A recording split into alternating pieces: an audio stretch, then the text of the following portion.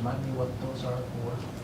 We share equally in wrestling, and we switched some football positions so that they're employing, so we have to pay half of the cost. Okay, thank you. Yep.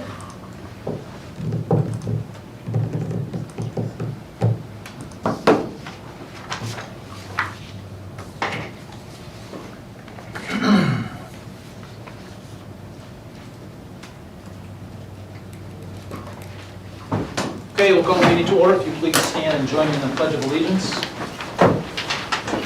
You're fine. I pledge allegiance to the flag of the United States of America and to the republic for which it stands, one nation, under God, indivisible, with liberty and justice for all.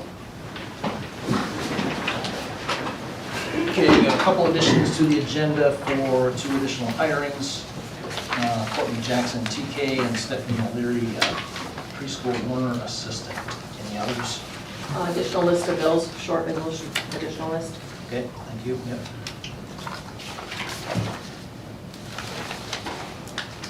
Is there a motion to approve the agenda with those additions? So moved. Second. A motion second to approve the agenda with the listed additions of the 2 additional positions and the additional list of bills. All in favor signify by saying aye.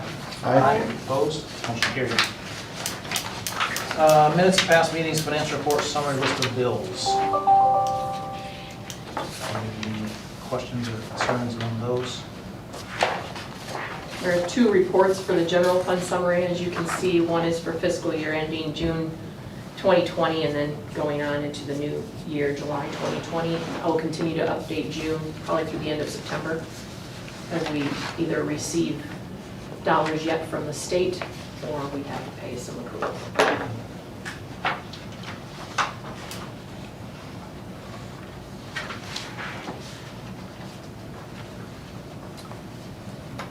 Jackie, what is the addition? Sorry. Okay, any questions on those 3 items? If not, it's a motion to approve those.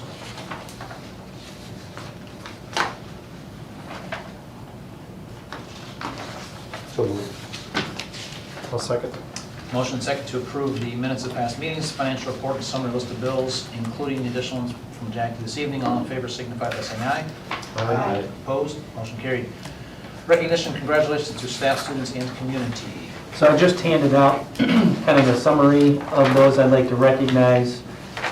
First would be all the members of the Return to Learn team. 20 teachers, administrators that met, all the way back in May through all last week. We'll continue to meet through the course of the school year to update the plan as needed. And then I'd also like to thank Melissa and Craig for joining us tonight. We have a standing Monday morning meeting now with Lyon County Public Health, Avera, and Sanford, and then Central Lyon, West Lyon, and George Little Rock, just to make sure we're all on the same page. Melissa's talking to folks down at Des Moines in the Department of Public Health.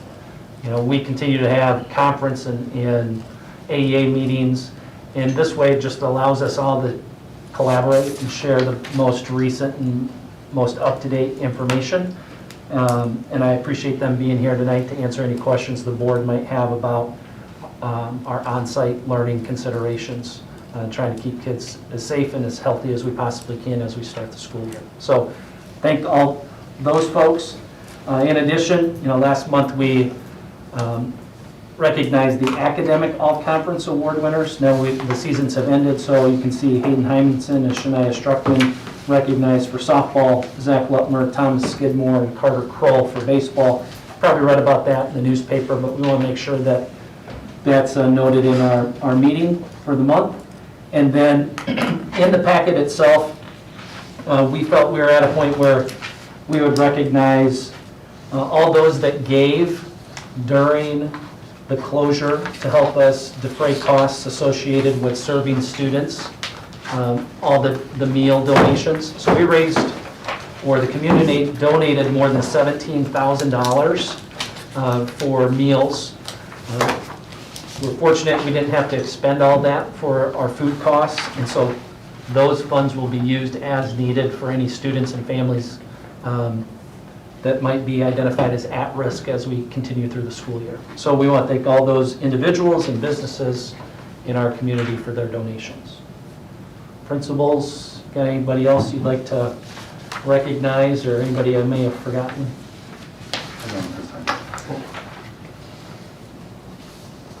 So that's what I have for recognitions.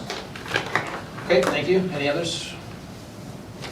Okay, we'll move on to communication and public participation on non-agenda items. I did not see anyone sign up to address the board. We'll move on to correspondence. I don't have any, Jackie, anything else to, nope, so nothing officially from ISB or our partners, so. Okay, we will move on to reports and principal reports. I have none. Okay, school business official.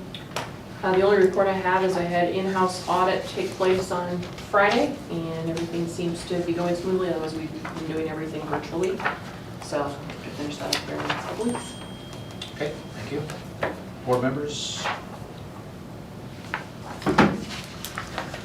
Superintendent report. All right, so I've got a few different things to update the board on.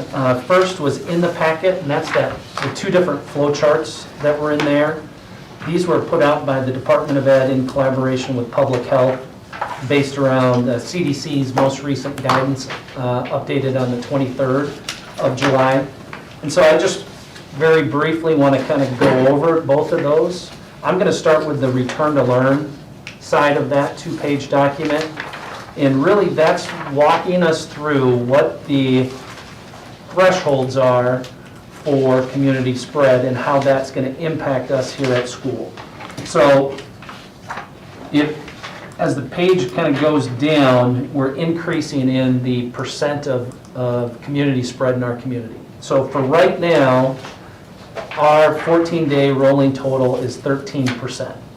So that would take us down into the middle section, minimal to moderate. So as it suggests, we should be on site for teaching and learning, okay? And that's what we're planning on doing on the 19th. Now, any of the mitigation strategies that are listed in that minimal to moderate are also include the first level, the none to minimal, okay? So in order for us to transition to something different, we would have to get to a minimum of a 15% threshold for the community spread of the virus on that 14-day rolling total, in addition to a 10% absenteeism rate. So 10% of students, 10% of staff out of school due to COVID-related reasons. And that's a combination of those that are isolating because they've tested positive and quarantined because they've been in close contact with somebody. So it's not a or, it's the percentage, 15% or greater, and a 10% absenteeism rate, okay? So once you get above that 20% threshold, that's where, again, you can continue to collaborate with your local public health, but you need to have approval from the Department of Education to go to a distance learning format, okay? Now, we could essentially call it a COVID day because we are above that 15% threshold, but we couldn't necessarily count any days of instruction until the Department of Ed said, yes, you can do that because of the widespread nature of the virus in your community, okay? So that's what that front side is all about. Anybody have any questions about that, or principals, anything you want to add, or? You stay, if I heard you correctly, you said we currently have 13%, and how is that calculated? So it's a 14-day rolling average. So today, 1 out of 10 people that were tested results in a 10% positivity rate for today. And then you back up the 14 or 13 previous days, and you take that rolling average of those particular days. It's the percent average, not the actual true average if you put all the cases and average them. So today is 10%. Tomorrow, let's say we only have 2 people tested, but 1 tests positive. Now that's a 50%. And you're averaging the 10% and the 50%. Does that make sense? Yeah, I understand how it's calculated, I'm not, it seems kind of an odd way to do it. That's how we're doing it? Correct That's me if how I'm the wrong. State Department of Public Health decided to calculate it. So that's not done at a local level, that's done with the governor's office and the Department of Education and the State Department of Public Health. Okay, so let me just restate that, just make sure I understand it. So it's based on the number of people that are tested. So if 100 It's based people are on the tested. positivity rate.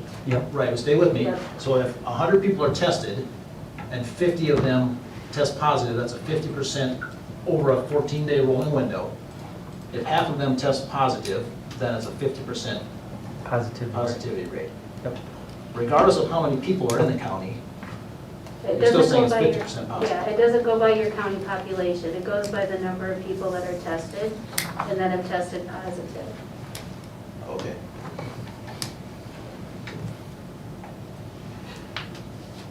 It's nice to have a metric, right? So we don't have 250 different metrics based upon the number of school districts across the state.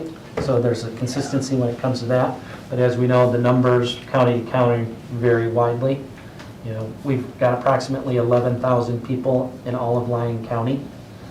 And so, you know, our N is most likely going to be much lower than Polk County or Dallas County that's around Des Moines, or Woodbury County that's close to Sioux City. So we have fewer people, hence fewer people that test positive might lead to a higher positivity rate over that 14-day average. Okay, I'm not misrepresenting anything, right? Okay, moving on then, the back of that document is the second set of guidance that the department put out for us, and it really focuses on if I'm a parent or a guardian, when should I be keeping my student home? Or if I'm an employee that works in the school system, when should I stay home versus when can I come to work? And so the high-risk symptoms, as you can see, they're listed on the left side, and the low-risk symptoms are on the right side. If you have any of the high-risk symptoms, the recommendation is to stay home, contact your healthcare provider. Okay? If you have 2 or more of the low-risk symptoms, same thing, stay home, contact your healthcare provider, and then continue to monitor your symptoms. And then as you go down that chart, if you get an alternate diagnosis, you have allergies, or it's the common cold, or as we get into later into the fall, you have the traditional influenza. If you get that alternate diagnosis, or if you should get a COVID test and it comes back negative, you can come back to work or come back to school if you've been symptom-free for 24 hours and your symptoms are improving. Okay? Now, if you have the positivity, if you have the test done and you test positive, then you'll be in contact with public health. You'll be instructed to isolate. And then again, after 24 hours with no fever and your symptoms are improving, and you've isolated for a minimum of 10 days, then you can come back to school or come back to work. Anything to add to that, Melissa? No?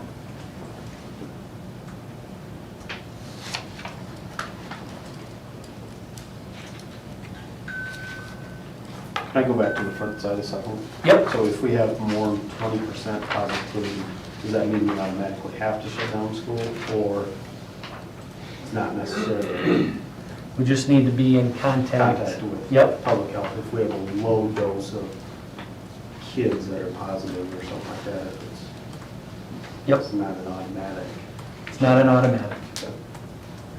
There might be something unique in your community Right. that might account for that high positivity. Okay. And so that would be the same like in the 15 to 20s, you don't automatically have to go to hybrid, Correct, but it's just that that's kind of your threshold That's that an- you could. an option. Yep, It's becomes an option then. But it has to be approved by the DOE also, the plan. yep. How long does that take? They've told us it's supposed to take 48 hours, so we should know within 2 days. If you do move to a distance learning platform, Does that include weekends? I'm just curious. they've said 48 hours on business days. So say you have that positivity rate on a Friday, you might not get it until Tuesday. Yep, So when we make that request, that's when the DOE is probably going to start digging into the real case numbers. yep, and That- Melissa's for in. that moving average, if you test 2 people for 7 days and only 1 per day test positive, that's a 50% rate, right? Yep, When in reality, you only had 7 kids test positive. yep, So in theory, they should be digging into the numbers there to determine what their answer may or may Well, not again, be. it's not just kids, it's, Well, right, but I'm talking, Yeah. yeah, countywide, Yeah, these percentage rates do not just focus on your students and your school Right. system. yeah. the It's entire county. it's everybody in the entire county. So one thing that would be, when Mr. Jorth referred to, something else going on in the county. We are just finishing up with a long-term care outbreak. So that drove our percentage rates up from where we used to be, around that 8 to 9% over the last 3 to 4 weeks, along with all the activities from the 4th of July, drove those percentage rates up from that 9% mark to the 13 to 15% mark. Now we're starting to see it wind down, but I'm fairly positive we're going to see it increase again because of Labor Day weekend. Because people will congregate more together, we'll have lack of social distancing, paying less attention to signs and symptoms of illness, and then you'll see more spread. So we're keeping an eye on that as well, but a long-term care outbreak might also be one predominant factor that may not have to have a school closed, but they're taking it into consideration for the county, as well as like how many staff work there and how many of those staff have students. How many students do you also have in quarantine? So there will be a lot of things that come into play with that.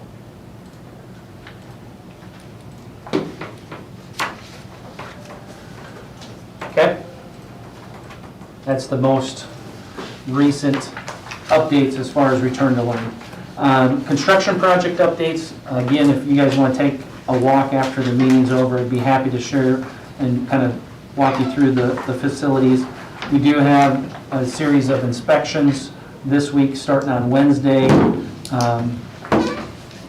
I spoke with most of you on the phone and shared some other messages via email about the first floor boys restroom. It looks like all of our facilities will be ready for the first day except for one toilet in that first floor boys bathroom. So the other 3 bathrooms, the 2 locker rooms, the kitchen, and the elementary should be good to go for the first day of school. The only real question mark right now is if the plumber's able to get our gas line inspected when the fire inspector's here on Thursday. So if he's not able to complete that work, the fire inspector's scheduled to be back, in Northwest Iowa next Wednesday, the very first day of school. And so if she's unable to inspect it this Thursday, she'll be back next Wednesday, the very first day of school, to inspect it and give us clearance to use the new hood and range and stove. So plans for the first day of school, prepare the meals like we've always prepared them upstairs, transport them down here, and then hopefully get that approved so we're good to go, fully functional for the second day of school. LED lighting project, again, 1968 buildings entirely done. We're going to schedule the activity center for sometime yet this fall. A date yet to be determined. So the lighting project, nice upgrade. Elementary teachers probably saw it when they went in. They've got those dimming switches, and it's a really nice upgrade. Plus all the efficiency savings that we'll have here in the high school, or in the elementary. Softball field, If you drove out there this weekend, you probably saw that Michael's Fence has installed fence. I would estimate 75% of it was done. I didn't get back out there today. Might be 100% complete with the fencing. So the field prep, the lights, the fence, they're all done. Scoreboard installation will happen once we get the replacement for the baseball pitch count. They're gonna do them all at the same time. So as soon as that stuff comes in, the dugouts can be completed at any time. They do have the face of the dugout so that they can attach the fencing to that. The bleachers are scheduled for September or early October for installation.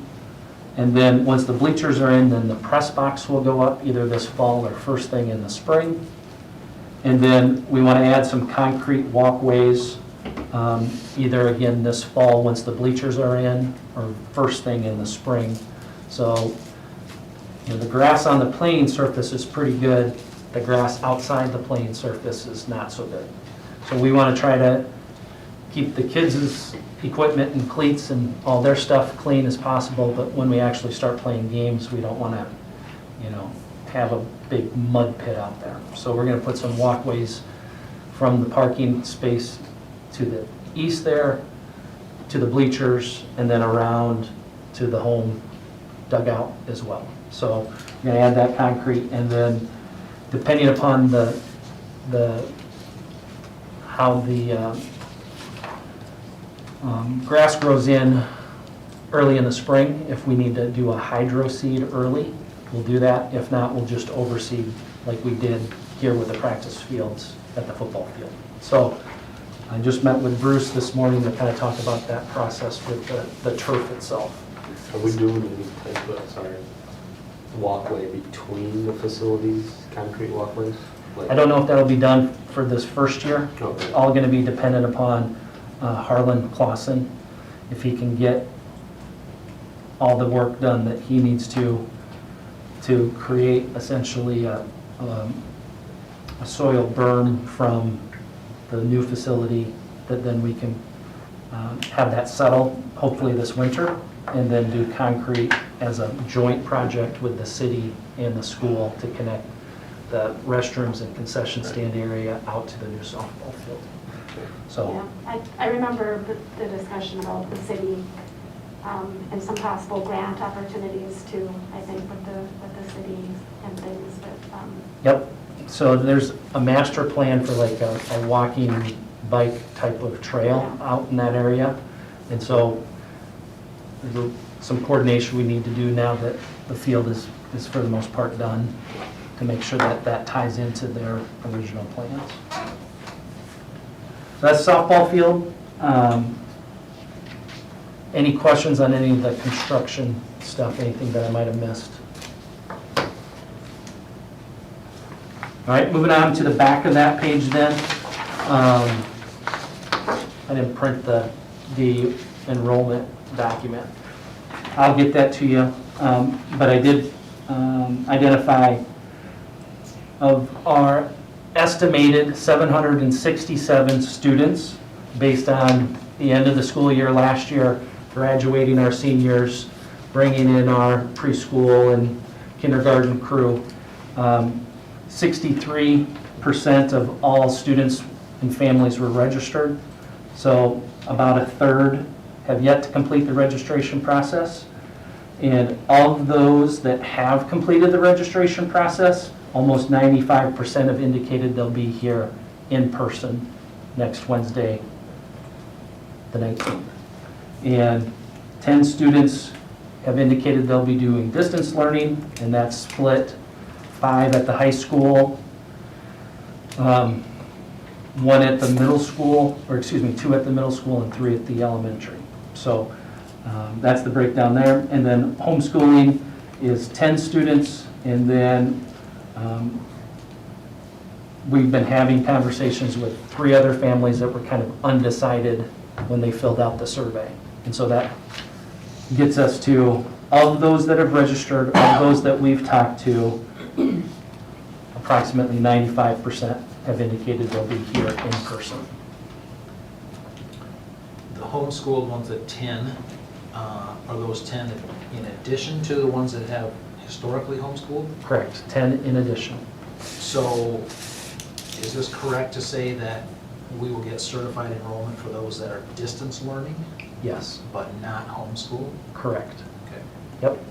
And so, Mr. Harmon, myself, Mr. Engelman continue to have question, or call and answer those families' questions about what the difference is between Central Lyon's distance learning, what we can provide, versus competent private instruction where they found a certified teacher outside of Central Lyon to teach their students next year, or just private instruction, which is the parents not engaging with a certified teacher, just teaching them at home, which again, doesn't guarantee that any of that instruction's aligned to the Iowa core. And that's what we're, trying to inform and educate parents that by homeschooling, that's entirely different than what we're going to be able to provide with distance learning. That's the student receiving instruction by a Central Lyon teacher using Central Lyon resources, textbooks, technology. So whenever they decide that they are comfortable coming back to school, they're making that transition as seamless as possible. If you're homeschooling, again, you're outside of the Central Lyon organization. So you're hopefully engaging with somebody that has a good grasp of the Iowa core and still is teaching the core subjects so that if and when that student comes back to school, they're ready to join their peers, and we haven't created any more gaps in their understanding of the curriculum and the content that's being taught here at school. Can those homeschoolers come back to school? I mean, if they decide to come back January 10th? Yeah, I mean, I think we're going to welcome them back because we want them Right. at school. The important date is October 1st. Right. Right? So if parents and families try out the homeschooling and they know in 2 weeks or in 6 weeks that this isn't working the way I wanted to, we really want to encourage them to get their students enrolled and registered by October 1st. So you're going to be in communication with those? Exactly. Because if it's after October 1st, that's our count day, and each student, we know the state has set aid at $7,000 a student, so we sit at our numbers right now, we're at a $70,000 budget shortfall based upon these students and these families deciding to homeschool their kids. Whereas their distance learning folks and families, they're connected to the school, we get to count them as students, and they too, if they decide 2 weeks from now, 6 weeks from now, at semester time, that they want to come back to school, we're not at any deficit because we've registered them, they're using our resources, they're connected to a Central Lyon teacher. Yep, good questions. I'll get you the detail so you guys can kind of see the breakdown as well. Sorry, I forgot to print that. Current openings, thanks to Mr. Harmon and his team for identifying a transitional kindergarten teacher, part-time preschool learner assistant. So at the moment, we're looking for a media center associate, 1 route driver, and then 3 additional extra duty positions. And so those extra duty positions are all tied to high school students. You don't have to be a high school staff member to sponsor them. The National Honor Society is the only one where you must have a teaching license, has to be a member on the faculty. Otherwise, your book advisor, speech coach, you technically don't have to be licensed or endorsed to sponsor those. But those, I would say those 3 positions, and Mr. Engelman, if you want to chime in on any of these, those 3 positions are have been challenging positions to fill and kind of have been a revolving door over the course of the last few years. And that's for a variety of reasons. I know National Honor Society, there's a lot of, I wouldn't say pressure, but a lot of stress that goes along with that, especially when it comes to selection time and communicating to students and families, especially of those that don't get selected for National Honor Society. And so that's led to a few folks over the last few years doing it for a year or two and then resigning just because of the stress that goes along with that and the threats of litigation for their son or daughter not being selected and becoming a member of the National Honor Society. So that one specifically, yearbook is we've been lucky the last couple of years. Tabby Snyder's in the English department has done that. But that position, again, is a co-curricular, extracurricular activity. But again, you don't need to be a certified licensed teacher. So if there's somebody in the community that's passionate about yearbook or interested in it, I'd encourage them to contact Mr. Engelman. And same thing with speech. We're very lucky last year, Rochelle Ebel stepped up when Mrs. Hakeman went on maternity leave and taught and coached and sponsored that group. But again, Mrs. Snyder, Tabby Snyder's was that sponsor in the past as well. So still looking for those 3 secondary extra duty positions. And then back to school events, I got them listed there at the end of the board agenda, but just want to reiterate that next Monday, in order to try to limit the total number of parents and students in the building at any one time, we've divided it up into 4 groups, approximately 200 students based on their last name. So from 4 to 5, we start with letter A, and I don't specifically remember, A to F, and then each hour thereafter, we've got another group of the alphabet. So that's a K-12 event. It's not just elementary as it's been in the past. So anybody with high school students or middle school students that want to come into the building, drop off their supplies, find their locker, meet their teachers, walk through their schedule so they know where they're going. They have that opportunity next Monday from 4 to 8. And then first day of school is Wednesday the 19th, and then the following week, the 27th and 28th, we have our first athletic contests. With the volleyball team playing on the 27th, we're hosting the JV tournament here in Rock Rapids. The varsity's going to Sioux Center. As you probably read in my note to families, just last Thursday we got some updated guidance from the Athletic Association and the Girls Union. And so the conference, the Siouxland Conference, is having conversations. The ADs did last week. Superintendents are following up with their ADs so that we can try to be as consistent and uniform across the conference, knowing that every venue is a little bit different, but the more we can be consistent with concession stands and seating for especially volleyball indoors and for football on Friday nights, the easier it's going to be for administrators to enforce some of the social distancing and mitigation strategies. So we don't have one set of rules here at Central Lyon and a different set of rules when we go to Sioux Center. And we're trying to be as consistent as we possibly can. That's all I've got for reports.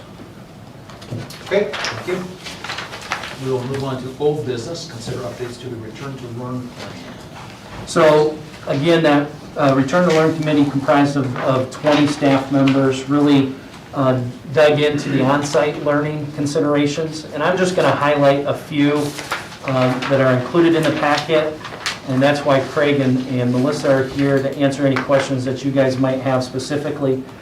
And the first one is on that first page, and that is the face coverings. If you remember back to July, we talked about at that time face coverings being optional. We've tried to increase the language with that and really reflect the Department of Ed, CDC, Public Health's recommendations, and use the word recommend. And so anytime we can't maintain a social distance of 6 feet in a window of 15 minutes, we really recommend that students and staff wear a mask. Okay? So whether that's getting on the bus in the morning, when I'm the first kid that gets on the bus, it's probably not vital that I'm wearing a mask. But as the bus starts to fill up and the social distance starts to diminish, and I can't guarantee that I can maintain my 6 feet of social distance, we really recommend you wear a mask. Okay? Same thing in the classroom. There might be certain classes where if I'm in the high school, that classroom's bigger and we can really socially distance, and the numbers of students in that classroom are maybe 12, 13, 14 kids, and we can stay spread apart. Maybe not as important to wear a mask then, but if I'm in a different classroom with 20, 25 kids and the classroom's a little bit smaller, then we would recommend that you wear a mask. Okay?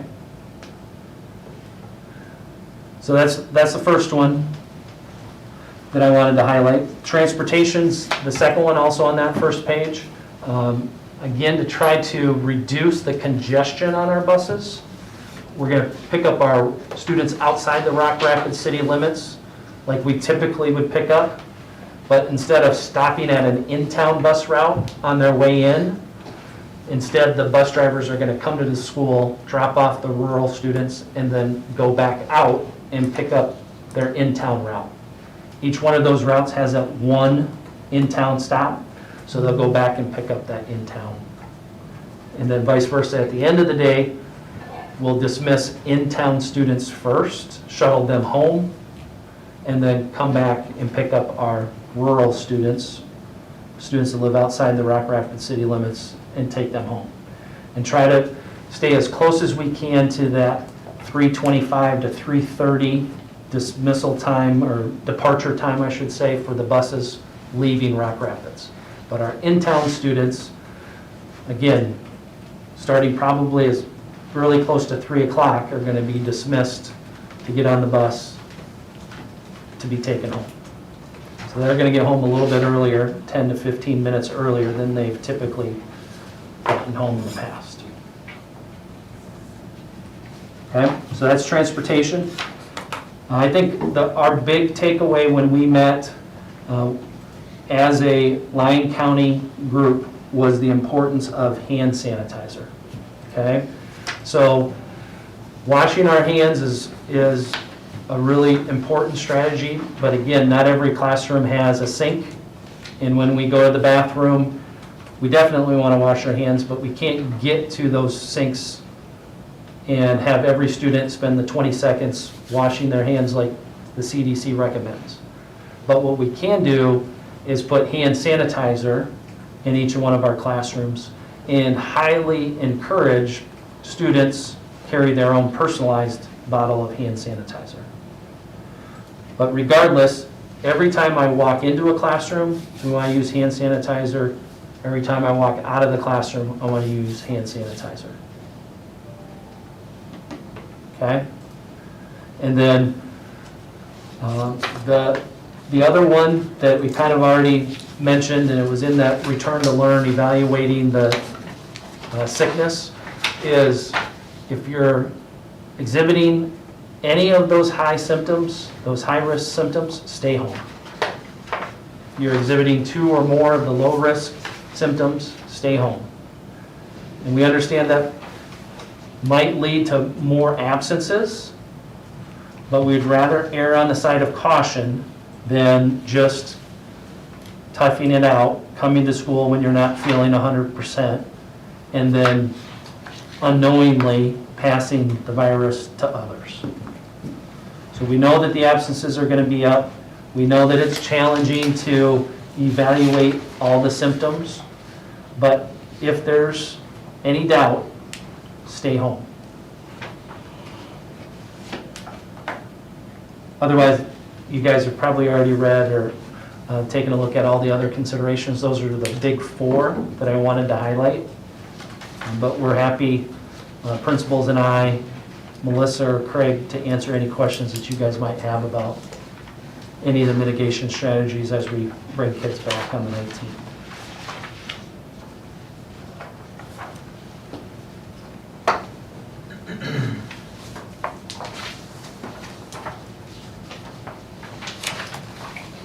All faculty, staff, students, and everyone, as far as that goes with teachers and classrooms and whatnot, I presume all of them, they'd all be on the same field of play as far as that goes. I think there's a continuum of comfort with especially the mask wearing. Yep. I think, I put a survey out to staff last week, and it's really pretty close to 50-50. 50 wanted to remain with an optional, and then the other 50% were somewhere along the recommend, strongly encourage, to required.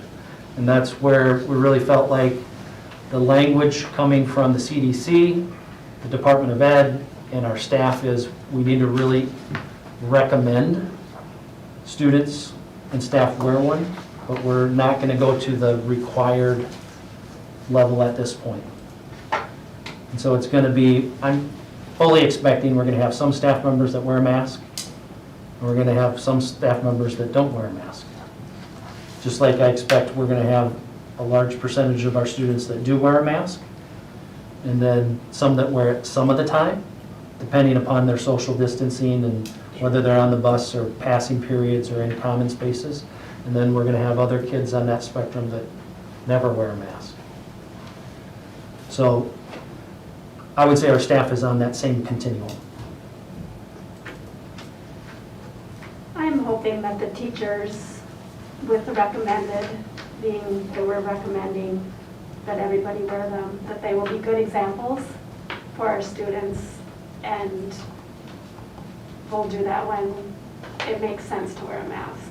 Yep. So I'm hopeful that they will abide by that recommended. Yep.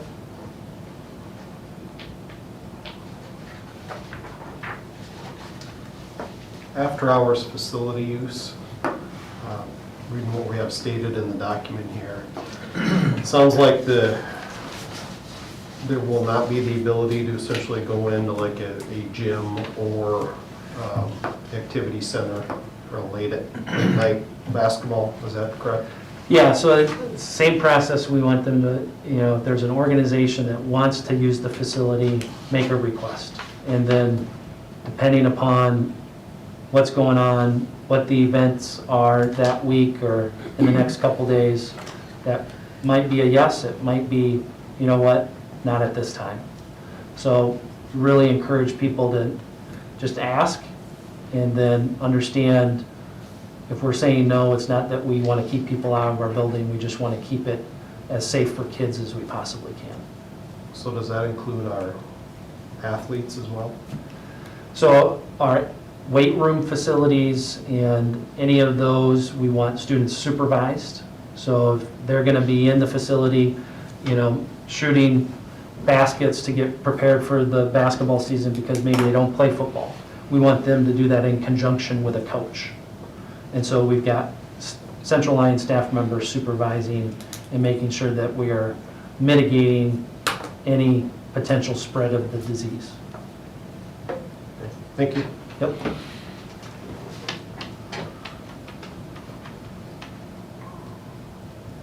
Okay, any other questions or comments regarding the return to learn plan? Is there a motion to approve that plan?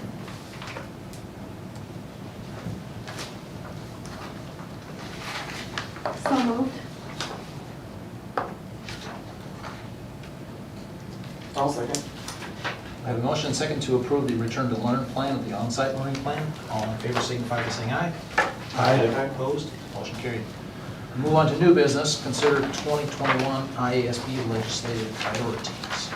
So each year, ISB asks that we submit 4 priorities for consideration at the convention. And these four are my recommendations. I want to point out the very first one. And these are, all four of them are listed in a priority. So number 26 being the most important, in my opinion. And I want to reiterate that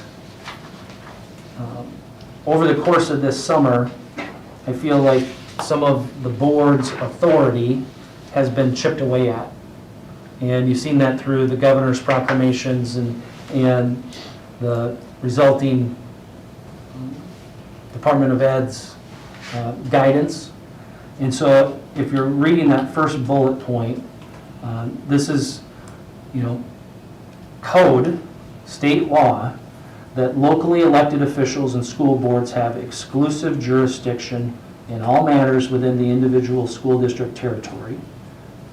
Local school districts' statutory grant of power should be broadly construed, and school boards are authorized to establish rules for governance of their own respective school districts. And so I think it's important, whether we're able to attend the convention in person or we do it virtually, that we reiterate local control and the ability of our school board to make decisions that we feel like are in the best interest of the students and the staff here in Central Lyon. So while I appreciate the metrics that the governor's put out and the guidance that we've received, I feel like if we determine that we need to transition to a distance learning plan, I wish we could, count those days as days of instruction instead of having to ask for permission. Because just like, when we call snow days, we do that in the best interest of kids. Now we're in this new COVID reality where I still think there's a very real power for us to make these decisions locally, and that's why you guys have been elected, is to authorize and support these decisions at the local level. So I wanted to point out that one specifically. Any other comments or discussion around number 26 that anybody wants to add?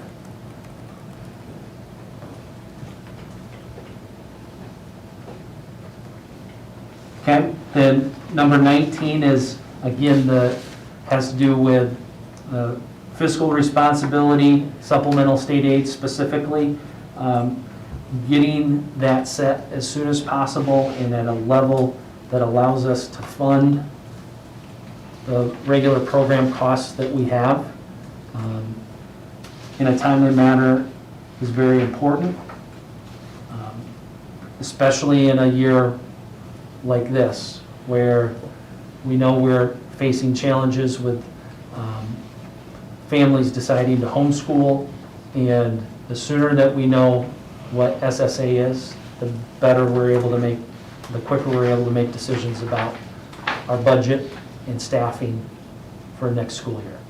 Okay? Number 7, mental health. I think we spent a lot of time in our Return to Learn plan talking about mental health. It was an issue before COVID, and it just, I think, is going to continue to be an issue. And that's not only from a student perspective, but it's also from a staff perspective. And so, again, if you read the bullet points there, it's, not only funding, but it's professional learning and opportunities for staff to grow in their understanding of mental health and how we can support kids, but also support one another. And then lastly is the teacher quality, teacher recruitment and licensure. Here in a little bit, we've got a recommendation to hire staff members that have been teaching in South Dakota. While we can get them emergency licensure, it sure would be nice to have a stronger reciprocity agreement with the states that we border so that we can attract highly qualified teachers into Central Lyon and don't have to make them jump through all the BOE's hoops. If they're good enough to be a teacher in a joint or a contiguous state, we've interviewed them and we feel like they have the qualities that are going to make them a good teacher here.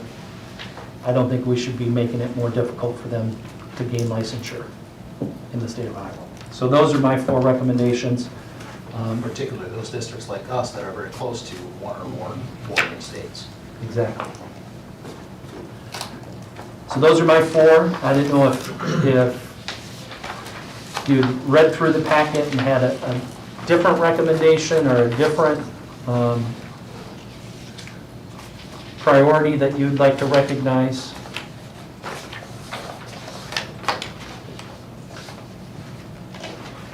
I'll need to submit those tomorrow to ISB so that our vote can be tallied.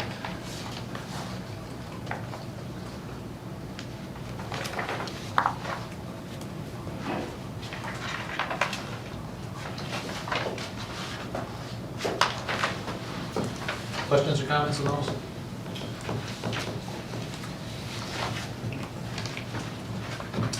Is there a motion to approve the IASB legislative priorities?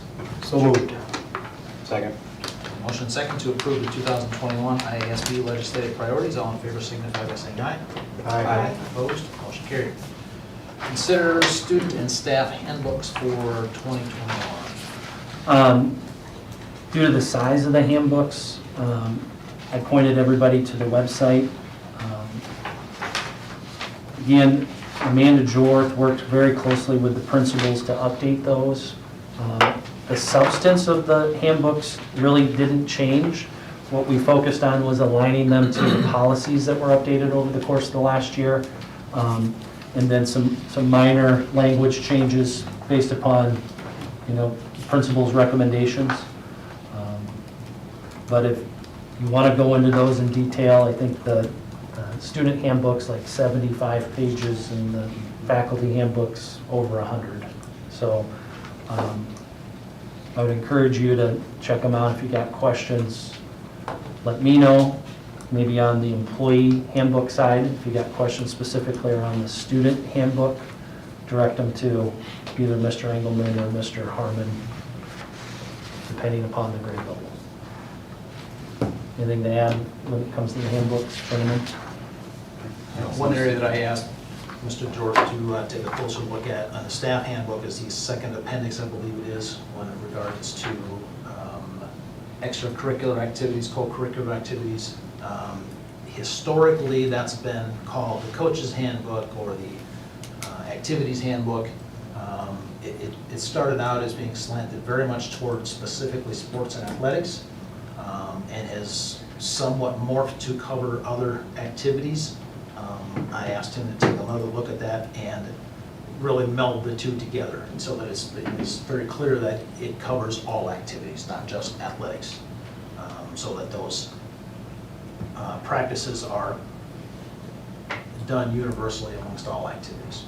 So whether you're the sponsor for speech, like we've got the opening for, or FFA for Mr. Rockhill, or fine arts, or you're coaching middle school or high school sports, we want to try to create the uniformity like Mr. Jans is talking about, so we have that consistency from program to program for our co-curricular and extracurricular activities.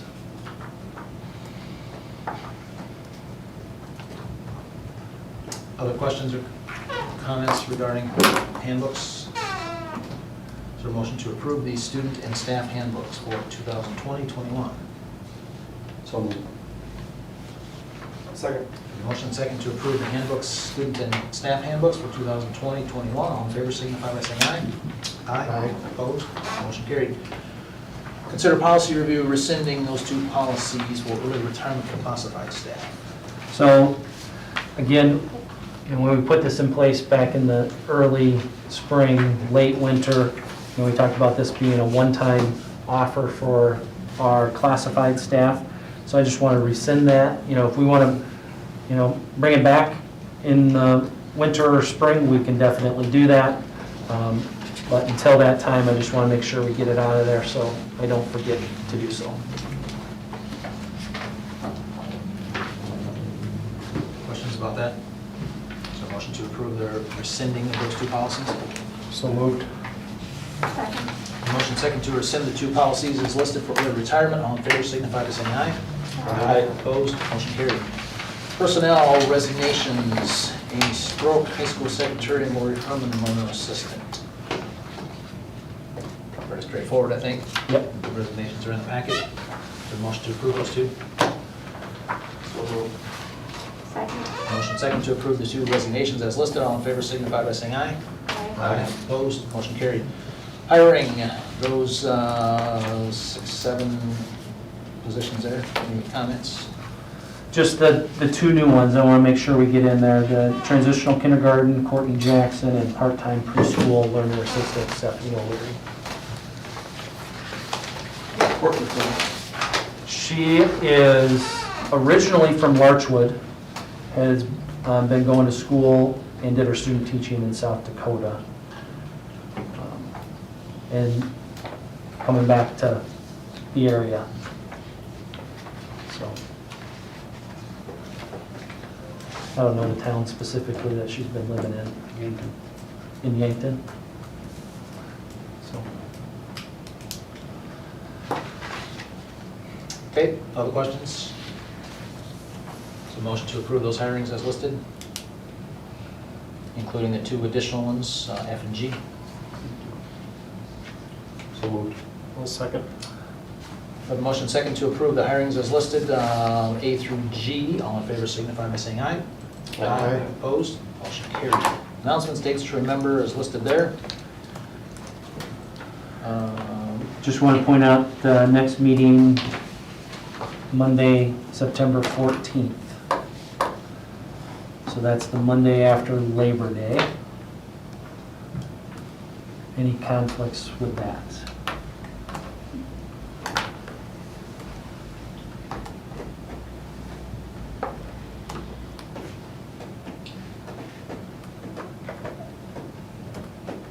None for me. I did give you copies of the current calendar, so you can review those. Otherwise, I would also point out, because I didn't have it on my board report, first cross-country meets Thursday, September 3rd in Okoboji. So those are the three, with the 27th and 28th for volleyball and football, cross-country. Their first event would be the 3rd, and then the first middle school events would be Thursday, September 10th, as it sets right now.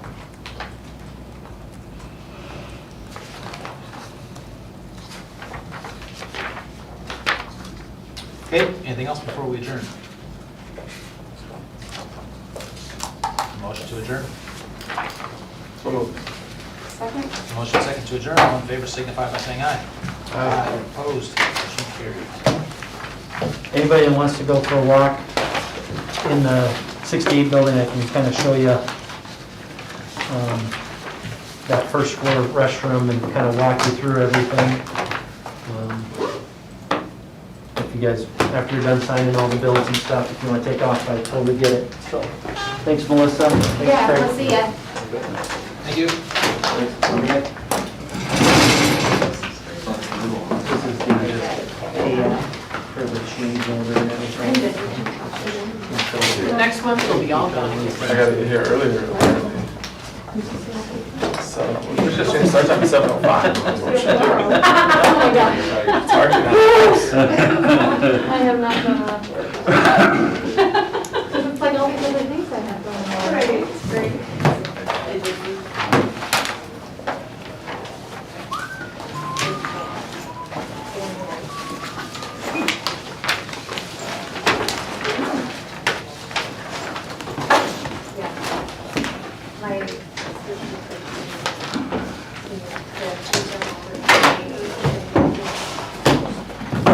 Thank you, sir.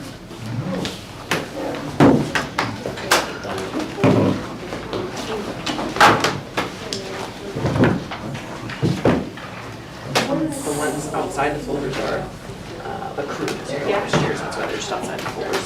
We can file differently. It's cold and stuff. Saturday.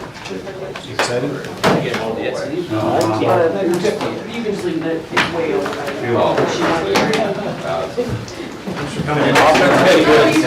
I'll just do it on Thursday or whenever, so.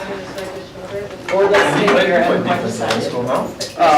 I almost had a heart You attack know where we're at. as I was walking in. Is it, and I is saw it, is it the a ginormous amount of people out there, and Better? everyone ran in. I really thought people were coming in really Yeah, I'll have to turn it on So tonight. Mr. Bradsky warned us because he knew that if I saw that, I probably would be writing my resignation. Yeah, I literally was like. They're at a volleyball meeting. I know, I ended up asking someone, so, you're here for the board meeting? No, good. Yeah, I know. Yeah. You're right, but your mailboxes are moved out of there. Yeah. Yeah, because I went up there and put some of your shirts over there. Oh, you're on the opposite. I'm hardly ever there. So. No. I told him that we but I don't know. I've been thinking about stuff. As a board member, when you pull into a full parking lot the night of a board meeting, your heart kind of goes, okay. I knew it was volleyball, so I wasn't So, too way over concerned. the auditorium, look at it. I didn't know. I didn't know how many people were gonna be in here, I was like, well, I guess we'll see. I guess we'll see, and can I not sit by somebody? Those are the two thoughts that I was going Good man.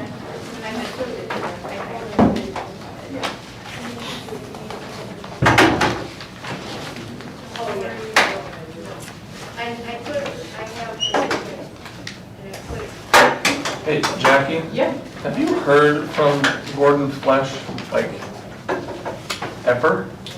Now that Greg isn't, so this company got bought out, Right. bought out Greg's company, Yep. right? So, When we call for service. did they respond? Oh, yeah. Interesting. Why? Not Well, as good a, my ministry, our ministry, right? also was through